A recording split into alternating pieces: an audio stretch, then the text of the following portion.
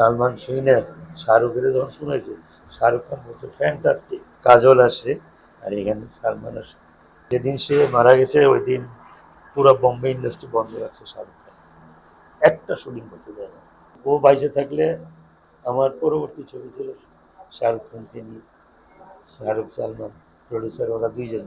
আমি এই জায়গাটা একটু আপনাকে জিজ্ঞাসা করতে চাই, মাঝখানে আলোচনা মাঝখানে এটা এসেছিল যে আমরা শাহরুখ খানের সাথে সালমান শাহের একটা ছবি দেখেছি দুই তার ফ্যামিলি নিয়ে। বাসায় হ্যাঁ, শাহরুখ খানের সাথে কি আসলে সালমান শাহ সিনেমা পরিকল্পনা ছিল কিনা একটু অ্যান্ড বলবেন? 100%, এবং গল্প শুনছি।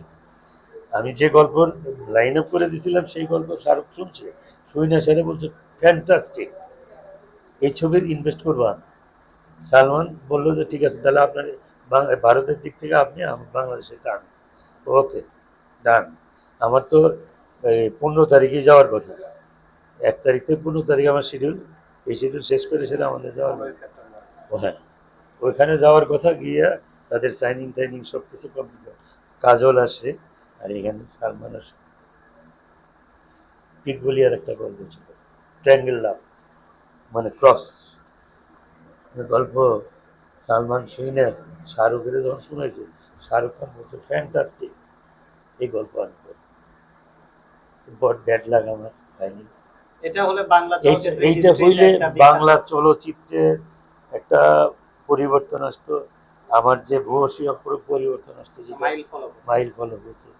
আমার কপালে নাই, আল্লাহ হয়তো রাখে নাই, উনি চলে গেছেন। এবং যেদিন সে মারা গেছে ওই দিন পুরো বম্বে ইন্ডাস্ট্রি বন্ধ রাখছে শাহরুখ খান, একটা শুটিং করতে দেয় না, সব শুটিং বন্ধ রাখছে। তাহলে শাহরুখ খানের কাছে প্রস্তাবনা বা আপনার গল্পটা সালমান শাহ পাঠিয়েছে? সামনে নিজে গিয়ে শুনাইছে বাসায় গিয়ে। ও আমাকে বলতেছিল যে যৌথ প্রযোজনে একটা ছবি একটা করা দরকার, তেমন করে গল্প, আমি গল্প দিই, লাইন আপ শুনাইলাম, লাইন আপ শুনে সেখানে মাথা খারাপ হয়েছে। আমি বোম্বে যাইতেছি, আমি কথা বলে আসবো। আমরা কি একটু গল্পের অংশটা এখন জানতে পারি কিনা যে কেমন ধরনের গল্প ছিল বা এটা কিছু মনে আছে এই কিনা? অংশ মনে, গল্পের লাইন আপ বললে বলতে পারবো, কিন্তু এত বছর হয়ে গেছে।